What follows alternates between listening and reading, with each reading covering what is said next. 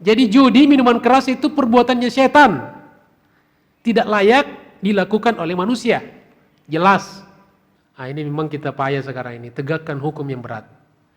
Memang di zaman Nabi ini dalam hukum Islam harus keras. Karena minuman keras maka hukumannya juga harus keras. Ya, jangan malah sekarang ada upaya-upaya untuk justru dihidupkan, ya diinvestasikan. Semoga Allah Subhanahu wa taala melaknat seluruh orang-orang yang berupaya untuk menghancurkan generasi ya umat kita dengan berbagai macam kejahatan-kejahatan termasuk minuman keras.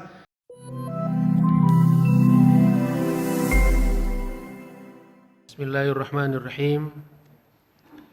Assalamualaikum warahmatullahi wabarakatuh. Waalaikumsalam warahmatullahi wabarakatuh. Alhamdulillahirabbil alamin. Wa bihi nasta'inu ala umuri dunya waddin. Wassalatu wassalamu ala asyrafil anbiya'i wal mursalin wa ala alihi wa sahbihi ajma'in. Subhanaka la ilma lana illa ma 'allamtana innaka antal alimul hakim. Allahumma 'allimna ma yanfa'una wanfa'na bima 'allamtana. Rabbana zidna ilman warzuqna fahma. Rabbi shrah li sadri wa yassir li amri wahlul 'uqdatam min lisani yafqahu qawli. Amma ba'd. Ma'asyiral muslimin wal muslimat rahimakumullah. Bapak Ibu sekalian yang saya hormati, apa kabar semuanya? Sehat? Sehat kok lemas? Sehat? Alhamdulillah. Kalau sehat, tunjukkan bahwa insya Allah kita sehat lahir batin. Alhamdulillah. Pada hari ini kita kembali bisa bersilaturahim sekaligus talabul ilmi di masjid yang kita cintai ini, Masjid Al-Akhbar. Mudah-mudahan Allah Subhanahu wa taala senantiasa memberikan kepada kita sekalian ilmu yang bermanfaat, yang barokah, dan senantiasa menjaga kita dari berbagai macam fitnah, musibah, wabah penyakit, dan agar kita semuanya dibebaskan dari pandemi COVID-19 insya Allah. Tema kita pada pagi hari ini yaitu khamar sebagai induk kejahatan. Khamar atau minuman keras sebagai induk kejahatan. Jadi dari judulnya saja ada dua kata kunci. Pertama, berarti bahasan kita berkaitan dengan khamar. Apa itu khamar? Khamar itu minuman keras. Kemudian yang kedua, ada kejahatan. Berarti khamar ini adalah kejahatan. Karena itu kejahatan tidak boleh ditolerir. Maka orang yang membiarkan kejahatan adalah penjahat. Membiarkan satu kejahatan adalah kejahatan. Apapun alasannya. Nah, kemudian di situ ada kata induk. Ini menarik, artinya khamar bukan hanya sekedar kejahatan biasa, tetapi kejahatan yang luar biasa. Ya. Insya Allah ini akan kita bahas pada kesempatan ini. Jamaah sekalian yang dirahmati Allah Subhanahu wa taala, pembicaraan tentang minuman keras ini akhir-akhir ini, beberapa hari belakangan ini cukup menyita perhatian, ya. Bukan apa-apa, ya memang ini harus selalu diingatkan umat, ya. Tetapi ini menyeruak kembali karena adanya upaya-upaya ya, upaya-upaya dari berbagai kalangan ya yang ingin justru semakin membiarkan peredaran minuman keras di tengah-tengah masyarakat. Dan karena kita di Indonesia masyarakat Islam, tentu ini kita terusik, ya kan? Terusik enggak? Ya, terusik dong. Ya. Masa kejahatan kita biarkan? Nah, oleh karena itu kita sedikit membincang di sini, mudah-mudahan ini sebagai bagian dari cara kita menolak, ya, cara kita tidak setuju, bahkan cara kita untuk memerangi ya minuman keras sampai pada akar-akarnya, dan juga sekaligus menunjukkan kepedulian kita kepada umat dan kepada generasi kita yang akan datang. Jamaah sekalian yang dirahmati Allah Subhanahu wa taala, kita mulai dari sebuah hadis ya. Sebuah hadis yang sering disampaikan di majelis-majelis ya, disampaikan oleh para guru-guru, para ustadz, juga para mubalik ya, mubalik mau kagak ya, yaitu hadis yang berbunyi ijtanibul khamra fa innaha ummul khaba'ith. Ijtanibu, jauhilah kalian. Apa yang dijauhi? Al khamra, maf'ulun bihi, yaitu khamar. Ya. Kita terjemahkan dalam bahasa kita khamar, minuman keras. Ya. Kita cuma apanya yang keras ya? Ya, minuman keras. Nanti kita akan jelaskan ya kenapa dikatakan minuman keras.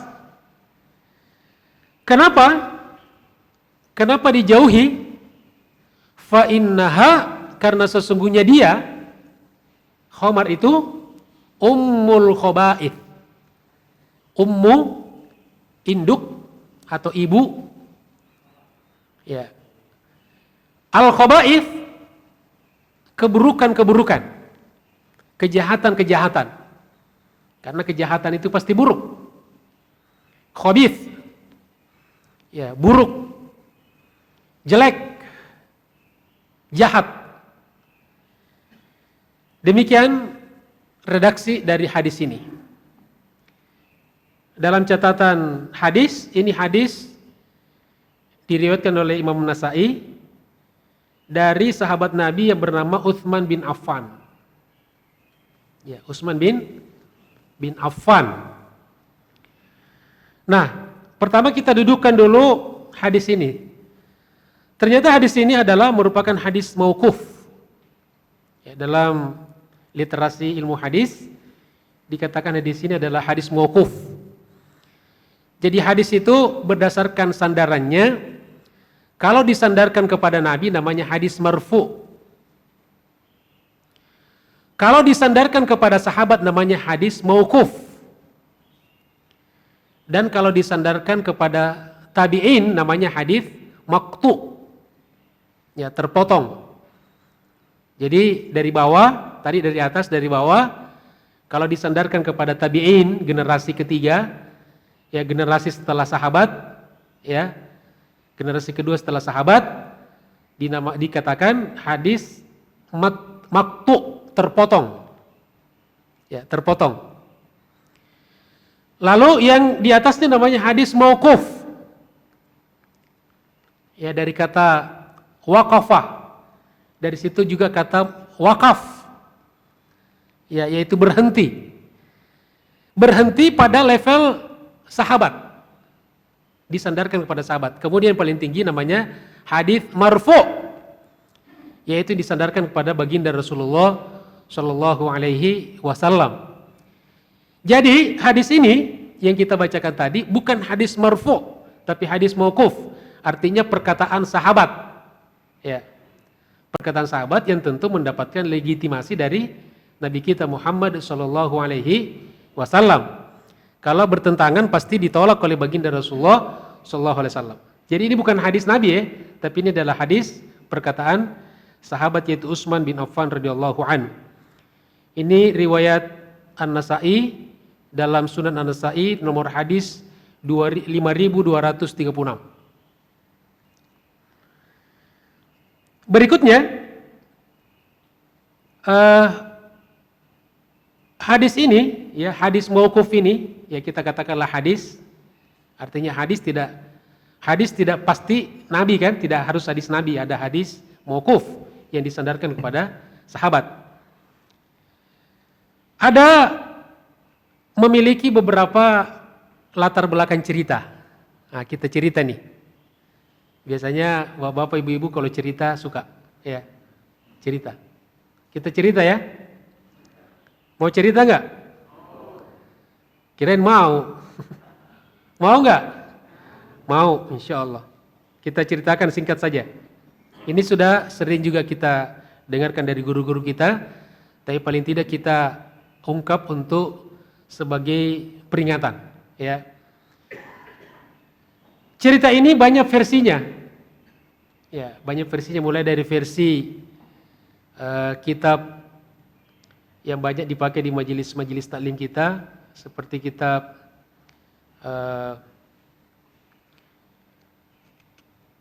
kitab yang biasa dipakai di majelis taklim itu, yang karangannya Abu Laits As-Samarqandi. Ada yang tahu kitabnya, Pak? Ya. Ada di belakangnya An-Nasihin, Durratun Nasihin, karangan Abu Laits As-Samarqandi. Ya. Kemudian sampai kepada perkataan Nabi SAW. Nah, kita ambil dua saja. Perkataan Utsman, ya, yang langsung mengatakan tadi hadisnya. Kemudian nanti yang kedua perkataan baginda Rasulullah SAW. Yang pertama, Utsman bin Affan. Jadi Utsman bin Affan menceritakan ceritanya sebagai background cerita daripada hadis yang beliau sampaikan. Beliau mengatakan bahwa pada zaman dulu, cerita pada zaman dulu, ya, ulama mengatakan umat sebelum kita, umat Islam, ada seorang ahli ibadah. Ahli ibadah namanya Abid.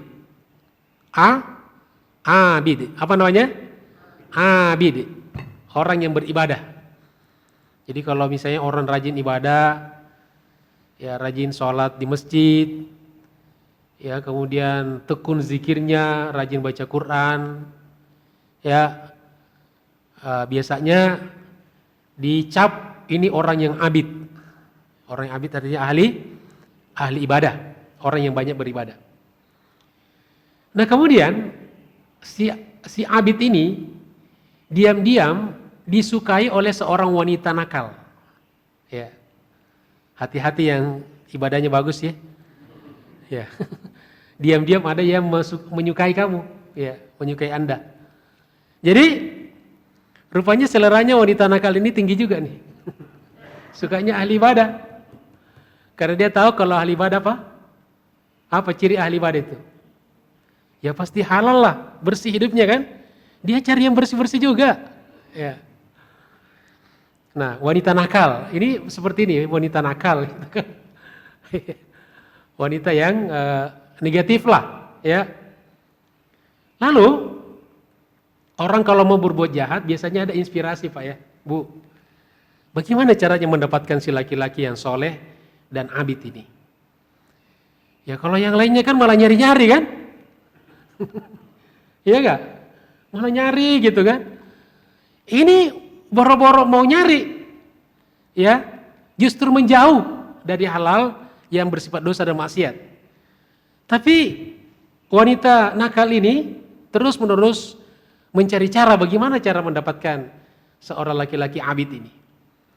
Lalu dia undang Ya, dia undang dengan alasan ya untuk sebuah persaksian. Diundanglah, datang utusan mengundang.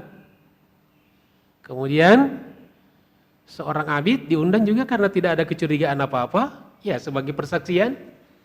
Ya, dia datang. Datanglah bersama mengundang, kemudian masuk di suatu tempat. Kemudian begitu masuk di suatu tempat, ditutup pintunya. Masuk lagi di suatu kamar, ditutup pintunya. Terus yang dia mulai curiga, setiap masuk di suatu tempat ditutup langsung pintunya oleh pengawal yang mengundang itu. Lalu akhirnya, singkat cerita, tibalah di suatu kamar, di sebuah kamar. Begitu masuk di kamar itu, ditutup pintunya, dan di dalam kamar itu ada 3. Yang pertama wanita nakal, yang nakal ya. Ya. Yang kedua ada anak kecil, bocah kecil. Yang ketiga ada minuman keras, ada khamar. Lalu sang wanita nakal ini berterus terang kepada sang abid. Sesungguhnya saya mengundang Anda ke sini bukan untuk persaksian. Itu hanyalah alasan, akal-akalan saya saja. Lalu kenapa? Untuk apa saya diundang ke sini? Dia bilang, saya mengundang ke sini untuk melakukan salah satu dari 3 perbuatan. Silahkan Anda pilih. Dan kalau Anda menolak, saya akan berteriak, ya, bahwa Anda ingin memperkosa saya, sehingga reputasimu di masyarakat akan jatuh. Kamu pasti malu. Apa itu pilihannya? Pertama, kamu berzina dengan saya, ya, target wanita nakal gitu kan. Yang kedua, membunuh anak kecil itu. Dan pilihan yang ketiga, kamu minum khamar, minuman keras. Lalu sang abid berpikir-pikir, wah, berzina ditolak gak ya? Tapi ini barang bagus, gimana ya? Tapi kejahatan, dosa besar, enggak. Membunuh, wah, apalagi anak kecil lagi membunuh, dosa besar. Khamar, dosa besar. Pikir-pikir, mana ya?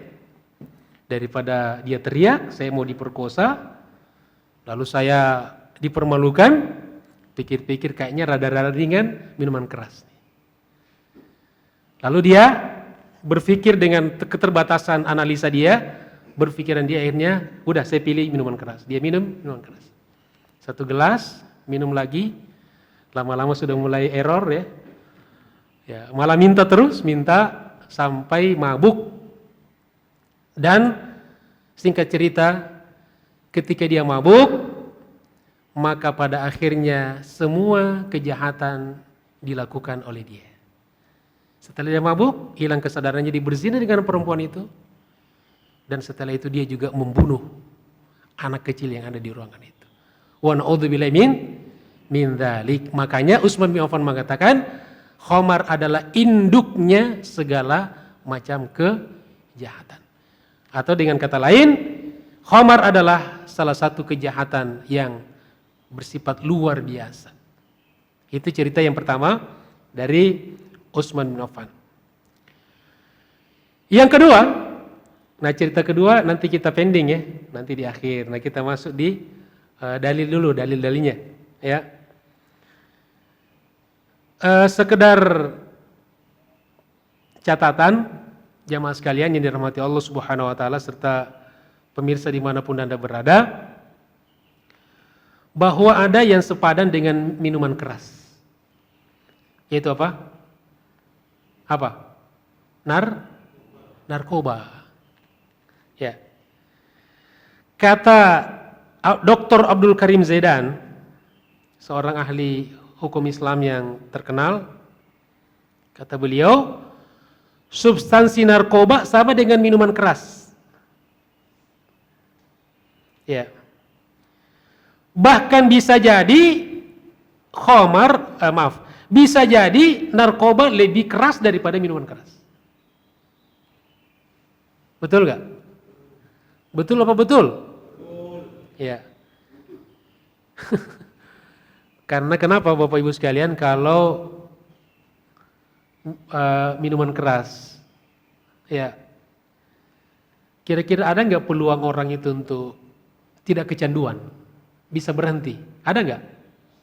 Bisa, ada. Kalau yang pemula-pemula kan? Iya. Yang dulu waktu SMP, SMA coba-coba gitu kan pernah kan? Ya, itu kan bisa berhenti kan? Nggak ada masalah. Ya. Tapi kalau narkoba, sangat sedikit peluang untuk sembuh ketika seseorang anak sudah mencoba narkoba. Ya, sedikit sekali. Ya, selamatnya. Artinya kata beliau, ya berarti dampak kedahsyatan daripada narkoba lebih keras daripada miras, daripada khamar. Ya, padahal salah satu illat hukum, ya penyebab kenapa minuman keras diharamkan karena memabukkan kan? Makanya kata Nabi, kullu muskirin khamrun wa kullu khamrin haramun. Setiap yang memabukkan adalah khamar dan setiap khamar adalah hukumnya haram. Ada catatan di sini tentang narkoba ya. Ini catatan data lama sebetulnya. Ya. Untuk mengingatkan saja bahwa negeri kita ini, terutama di Indonesia, negeri yang sudah sangat darurat narkoba. Ada sekitar 10 juta pemakai narkoba. Ini pemakai ya. Dari berapa jumlah penduduk kita, katakanlah berapa? 250 juta ya. Jadi berapa persen itu? Ada 10 juta. Oke? Rata-rata setiap RT, ada Pak RT di sini? Mana Pak RT? Rata-rata tiap RT ada sekitar 7-10 orang pemakai narkoba. RT-RT kita tahu nggak itu? RW-RW kita tahu nggak? Jadi kalau di RW ada 10 RT, berarti ada sekitar rata-rata 70-100 orang pemakai narkoba. Ini kan serius ini. Ini data BNN ya. Yang luar biasa ya. Belanja narkoba per tahun itu mencapai minimal 50 triliun. Ya. Coba kalau kita bangun masjid, bangun pesantren tuh. 50 triliun Pak per tahun. Berapa jalan tol yang bisa kita bangun itu? Berapa infrastruktur ya yang kita bisa bangun? Ya, ini saja kalau bisa di stop nih kejahatan ini ya, yang udah merusak ya, segala macam aspek dirusak, ini luar biasa ekonomi kita. Ya. Dan rata-rata minimal 50-60 orang per hari meninggal gara-gara narkoba. Kalau yang meninggal karena COVID berapa per hari? Katanya. Pokoknya banyak lah. Ini narkoba katakanlah 50 per orang per hari. Ini bukan belalang ini yang mati nih. Ya. Ini bukan ikan ini, ya. Ini manusia. 50 orang, 50 jiwa per hari yang wafat gara-gara narkoba. Jamaah sekalian dirahmati Allah Subhanahu wa taala, itulah sebabnya kenapa persoalan khamar ini begitu luar biasa keras di dalam Islam. Pertama kita bisa lihat di surat Al-Maidah. Surat Al-Maidah ayat 90 dan 91. 90 dan 91. A'udzubillahi minasyaitonirrajim.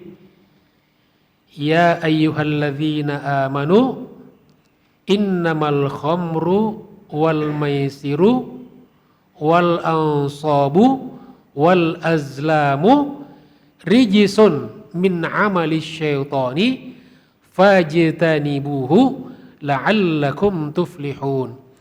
Innama yuridu syaitanu ayyuqi'a bainakumul adawata wal baghdha'a fil khamri wal maisiri wa yasuddakum an dzikrillahi wa anis salati fahal antum muntahun. Itu dua ayat 90 dan 91. Ya ayyuhalladzina amanu, wahai orang-orang beriman. Innamal khamru wal maisiru. Sesungguhnya hanya saja khamar, wal maisiru dan judi. Judi. Teot. Ya, saya khawatirnya ya begitu saya bilang judi ada yang bilang teot. Berarti dia pengagum rumah irama. Khamar, judi, wal ansab, menyembelih hewan untuk dipersembahkan kepada berhala.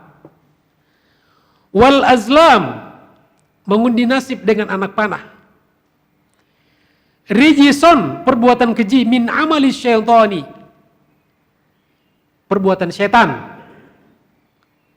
Ya, itu perbuatan setan. Jadi judi, minuman keras itu perbuatannya setan. Tidak layak dilakukan oleh manusia. Jelas. Fajtanibuhu, maka jauhilah. Allah yang nyuruh kita jauhi. Bukan sekedar jangan dilakukan. Jauhi. La'allakum tuflihun. Mudah-mudahan kalian beruntung. Artinya, minuman keras, judi dan sebagainya tidak akan pernah membuat manusia menjadi untung dunia akhirat. Dengan kata lain, narkoba, minuman keras, judi menjadikan manusia hina, terpuruk dunia dan akhirat. Wa na'udzubillahi min dzalik. Lalu orang bertanya, kenapa? Kenapa begitu dilarang keras, minuman keras itu? Lalu kata Allah Subhanahu wa taala, innama yuridu syaitan. Sesungguhnya syaitan hanya saja ingin apa?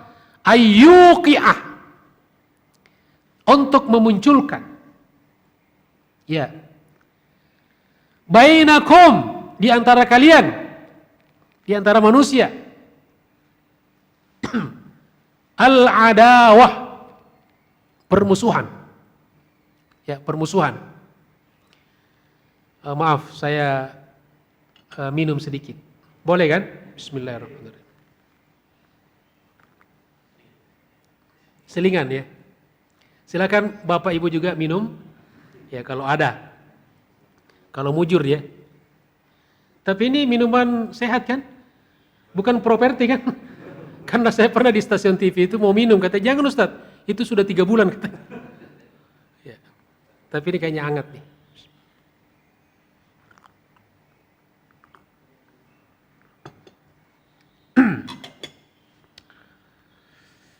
Alhamdulillah.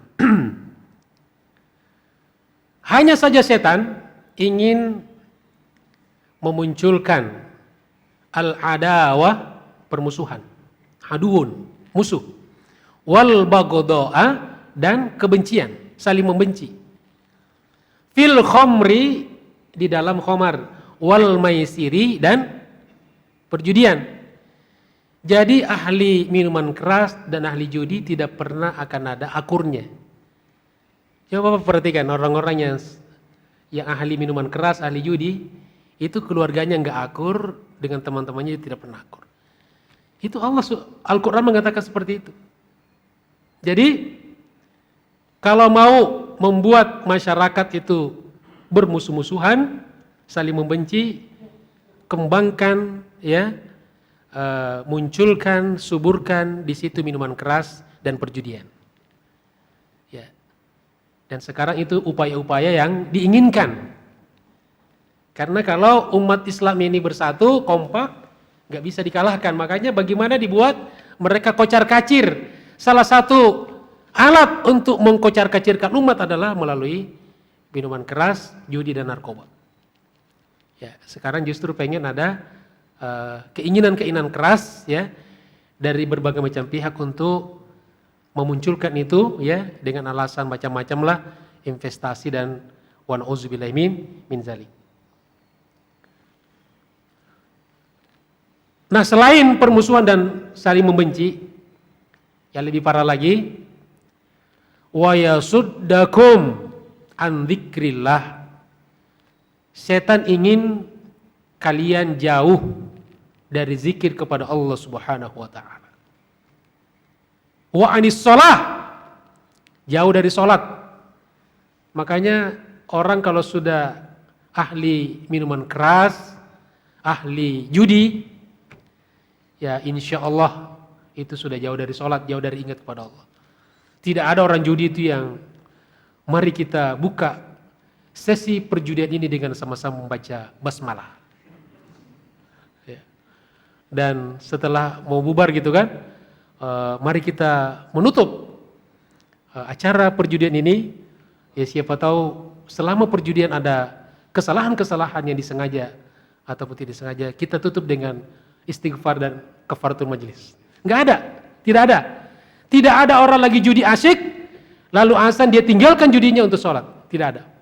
Dan di sini visi misi setan sudah berlangsung. Wa yasuddakum an dzikrillahi wa anis shalah. Maka kata Allah, fahal antum muntahun?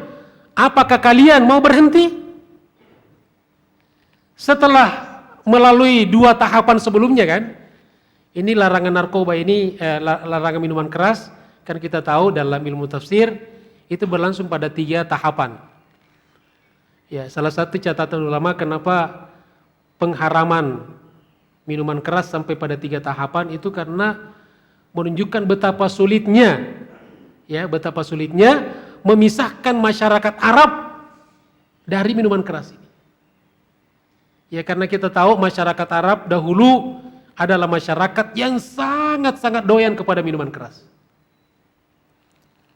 Ya sampai Islam datang sebelum ada pengharaman yang totalitas berdasarkan Al-Maidah 90 dan 91 ini, itu banyak orang sholat sambil mabuk. Ya. Ada pernah imam. Ini bahaya kalau imam yang mabuk. Nah imam ya dia rada-rada mabuk, ya. Nah dia baca tidak kelar-kelar. Ya. Qul ya ayyuhal kafirun tidak kelar-kelar. Qul ya ayyuhal kafirun la a'budu ma ta'budun wa la antum 'abiduna ma'bud wa la ana 'abidu ma 'abadtum wa la antum 'abiduna ma'bud wa la ana 'abidu ma 'abadtum wa la antum 'abiduna ma'bud wa la ana 'abidu ma 'abadtum wa la antum. Lalu ada yang berteriak di belakang, waladdallin. Ya. Ada juga yang berteriak, inna lillahi wa inna ilaihi rajiun. Ini pengaruh, ini nyata ini. Terjadi pada zaman Nabi. Ya. Lalu, di setiap rumah orang Arab itu pasti ada stok. Makanya, salah satu asbabun nuzul Al-Maidah 91, ya, ketika turun finalisasi pengharaman khamar, maka Anas bin Malik yang meriwayatkan hadis, kata beliau, serta merta seluruh penduduk Madinah itu mengeluarkan stok minuman keras yang ada di rumahnya, ya. Lalu secara demonstratif mereka tumpahkan di jalan-jalan kota Madinah. Bahkan bukan hanya ditumpahkan, tapi tempatnya dihancurkan. Untuk apa tempatnya dihancurkan? Kata ulama, untuk menghilangkan jejak-jejak nostalgia terhadap sesuatu yang haram. Sekarang ada kecenderungan sebagian orang, itu botol-botol minuman keras. Ya, karena memang botolnya bagus, ya, mahal. Itu dikoleksi di lemari itu. Pecahkan itu. Ya, demi Allah. Insya Allah rumah kita berkah kalau kita hancurkan itu. Tidak ada simbol-simbol itu, simbol kejahatan. Koleksilah barang-barang yang baik. Mendingan cincin kita koleksi. Ya, kaligrafi lah, gitu kan. Ada juga yang koleksi masker. Sekarang koleksi masker. Semua jenis masker dikumpulin, digantung. Masih mendingan itu. Ada yang koleksi peci. Jangan koleksi botol minuman keras. Ustadz kalau begitu saya kasih tetangga aja, jangan. Atau kirim ke kampung aja, jangan.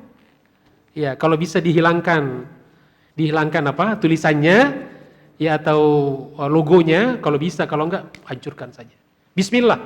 Insya Allah Allah gantikan dengan hal-hal yang lebih bermanfaat, lebih bagus dan lebih abadi. Insya Allah. Lalu kata Anas, begitu banyaknya minuman keras yang ditumpahkan oleh penduduk Madinah, sampai-sampai jalan-jalan di kota Madinah menjadi becek. Ya, menjadi becek sehingga sulit lewat tukang ojek. Ya, begitu banyaknya Pak ya. Ya, sampai jalan Madinah becek gara-gara minuman keras. Jadi mereka umat Islam itu menyimpan. Tapi karena sudah dilarang langsung ditumpahkan, dibuang. Ini begitu sami'na wa ata'na. Ya. Jadi kalau masih ada yang nyimpan nih ya, ada bapak ibu yang menyimpan di rumah, maka segera dipecahkan, dituangkan, ditumpah di jalan-jalan ya. Tapi insya Allah di kita ini tidak ada ya, na'udzubillah min zalik. Ya paling nyimpan air cuka ya, kalau cuka nggak apa-apa. Ya. Apa? Ya tape ya.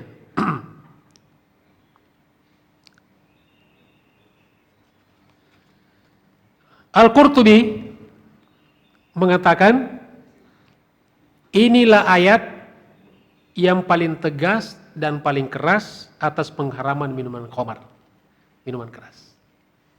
Karena ini final. Ya. Yang kedua, hadis Nabi SAW riwayat Abu Daud menjelaskan bahwa yang dilaknat dalam persoalan minuman keras paling tidak ada 5 orang. Ada 5 orang. Kata Nabi, la'anallahu, Allah melaknat. Allah melaknat. Apa? Al-khamra, khamar. Jadi itu minuman yang zat yang dilaknat, dikutuk. Ya. Siapa lagi? Wasyaribaha, orang yang meminum. Ustadz, saya cuma minum dikit. Ya, juga dilaknat. Tidak ada persoalan sedikit atau banyak. Pokoknya kalau haram itu sedikit banyaknya haram. Ada juga Ustadz kan katanya kalau yang diharamkan itu kalau kita mabuk. Ini mah lebih parah lagi nih, ngarang-ngarang nih. Ngarang-ngarang. Jadi kalau katanya walaupun 5 gelas saya minum kalau nggak mabuk ya tidak haram. Ya mau kamu gitu kan. Itu hawa nafsu kamu. Sudah berapa yang dilaknat tadi? 2. Yang ketiga, wasaqiha. Orang yang menuangkan. Orang yang menuangkan. Ya, dari botol ke gelas. Apa kalau yang biasa di hotel tuh? Bartendernya, ya. Itu dilaknat juga itu kan. Diputar-putar dulu botolnya kan. Syah gitu. Sekarang ada sekolahnya itu. Ya, ada jurusan khusus tuh. Ya. Makanya kok lincah banget itu. Dia latihan begitu di sekolahnya itu, ada sekolah khusus. Ya. Sudah berapa yang dilaknat? Berikutnya wabai'aha, yang menjual. Ini kan ada yang bilang, Ustadz, saya kan cuma jual doang, saya tidak minum. Kutuk juga, dikutuk juga. Ya, maka berhentilah. Kalau yang masih jualan narkoba, jualan minuman keras dan narkoba, berhentilah. Ya stop, tobatlah. Ya karena juga dilaknat, dikutuk oleh Allah Subhanahu wa ta'ala. Yang ke berapa tadi? 4. Yang kelima, wa mubta'aha, yang membeli. Ustadz, saya cuma membeli, saya nggak pakai, saya nggak minum. Cuma saya kasih hadiah teman gitu kan. Dikutuk juga. Wa na'udzubillahi min. Jadi di hadis ini ada 5. Ya. Ada 5 minimal orang yang dikutuk oleh Allah Subhanahu wa ta'ala dalam persoalan khamar. Kemudian dalil yang ketiga, hadis Nabi SAW riwayat Imam Ahmad dan An-Nasai. Ini juga keras ancamannya. Kata Nabi, salasatun, ada 3 orang. Harramallahu alaihimul jannah. Allah haramkan baginya surga. Haram. Ya, ini tidak main-main ini. Berarti tidak bakalan masuk. Allah haramkan baginya surga. Siapa 3 orang itu? Yang pertama, mudminul khomri. Orang yang doyan kepada khamar. Jadi sampaikan, bilangin tuh keluarga-keluarga yang masih suka menenggak minuman keras. Tobatlah. Anda nanti di akhirat haram masuk surga. Kata siapa? Kata baginda Rasulullah SAW. Yang kedua, yang diharamkan masuk surga adalah wal aquli walidayhi, anak yang durhaka kepada kedua orang tuanya.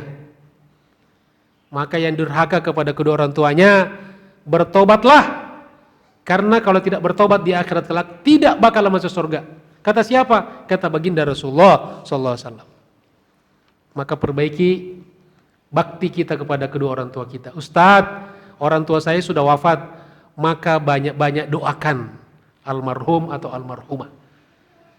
Apalagi ya Ustadz, sedekah untuk niatnya untuk almarhum atau almarhumah. Ya, niatkan. Sampai enggak Ustadz? Insya Allah sampai. Buktinya mana Ustadz? Nanti insya Allah kalau kau mati, kamu juga akan merasakan. Masih ada orang percaya Ustadz kalau orang meninggal dikirimi Fatihah sampai enggak? Ya saya juga enggak tahu. Ya karena kalau dikirim sesuatu yang kita kirim tidak kembali lagi berarti sampai kan? Kalau enggak sampai kan dipulangin ya? Ya dipulangin kan? Ini enggak pernah dipulangin tuh, berarti sampai. Masa iya sih Ustadz? Iya. Kalau belum yakin juga insya Allah kamu mati nanti bisa rasakan ya. Kemudian yang ketiga, waddayuth.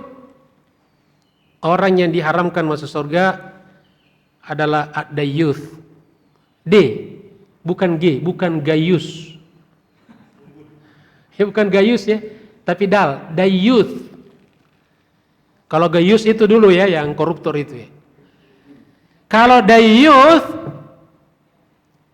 yaitu laki-laki yang membiarkan keluarganya membuka aurat. Salah satu maknanya. Suami yang membiarkan istrinya keluar rumah tidak menutup aurat. Hati-hati suami ini.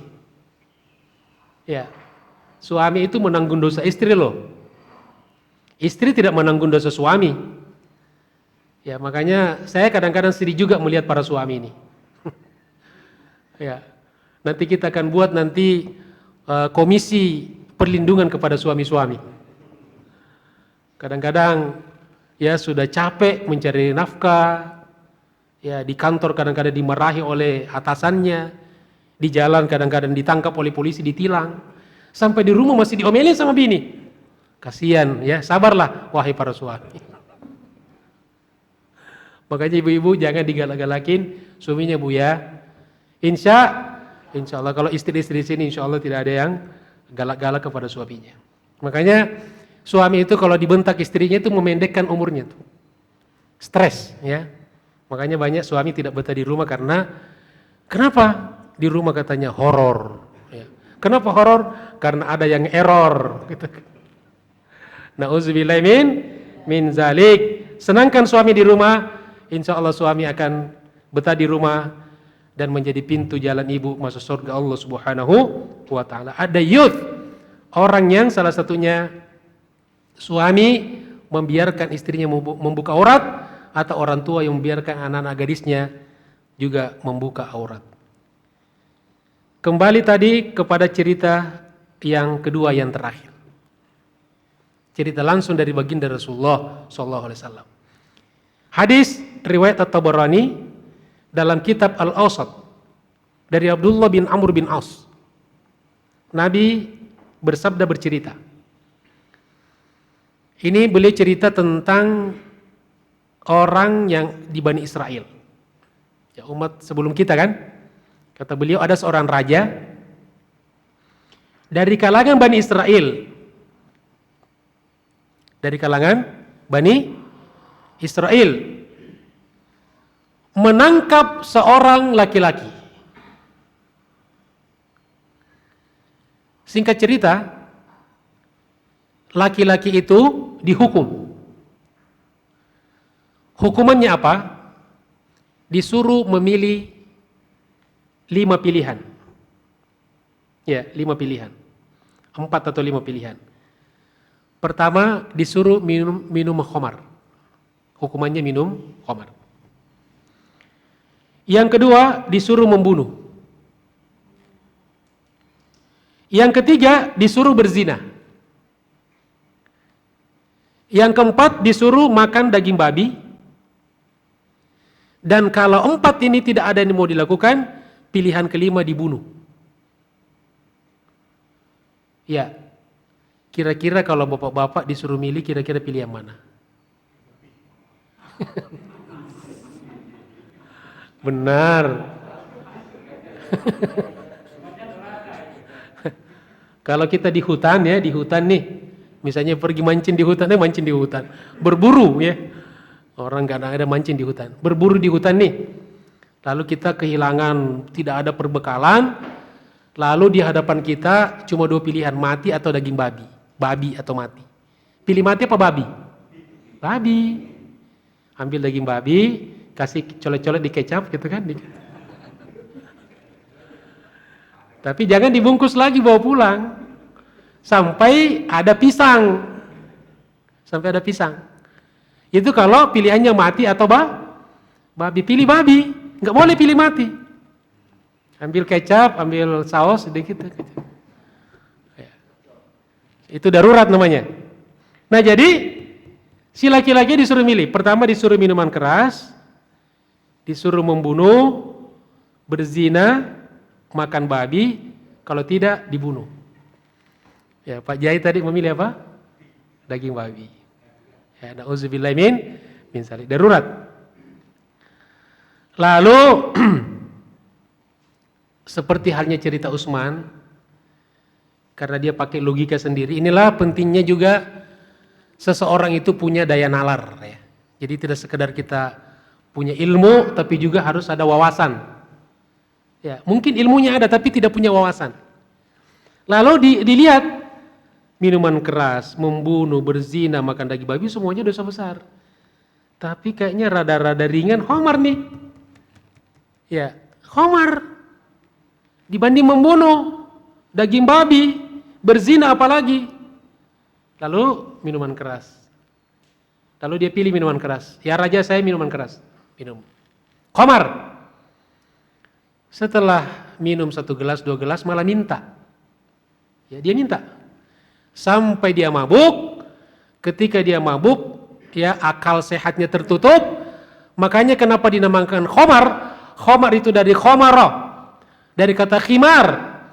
Yang cadar dipakai perempuan itu menutup mukanya namanya khimar. Kenapa dikatakan khimar? Khamar. Karena khamar itu bisa menutupi akal sehat manusia.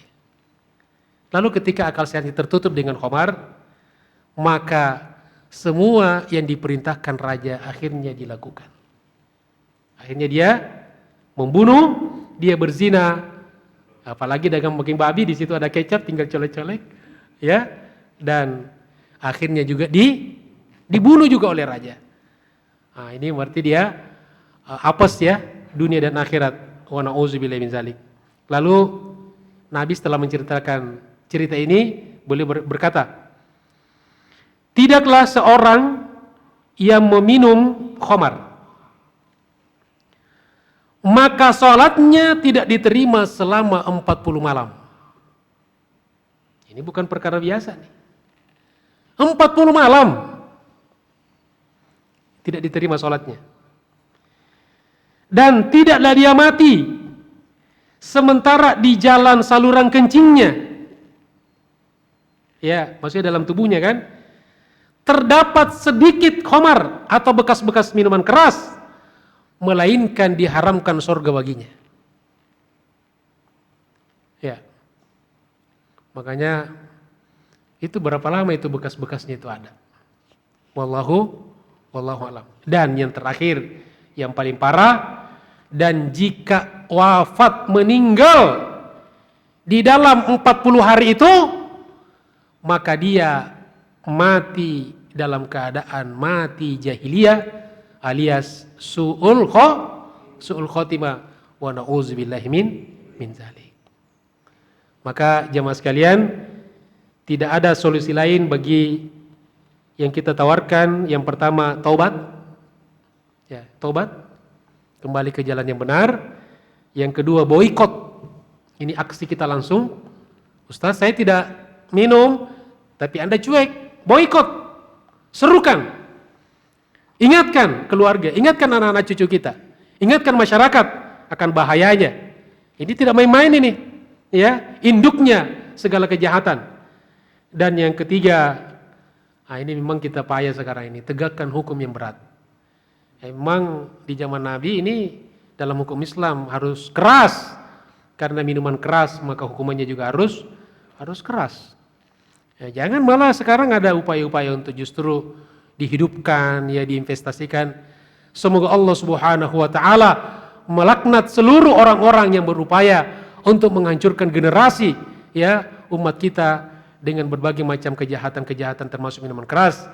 Dan bagi mereka yang masih berpikir, yang masih berupaya diberikan tobat oleh Allah Subhanahu wa taala, dan semoga Allah melindungi diri-diri kita, anak cucu kita, keluarga kita, masyarakat kita, umat, bangsa dan negara kita dari utamanya bahaya minuman keras, narkoba dan kejahatan-kejahatan yang lainnya. Amin ya rabbal alamin. Demikianlah jemaah sekalian kajian kita pada pagi hari ini.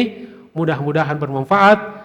Terima kasih atas segala perhatiannya. Mohon maaf atas segala kekurangannya. Billahi taufiq wal hidayah. Tsumma assalamu alaikum warahmatullahi wabarakatuh.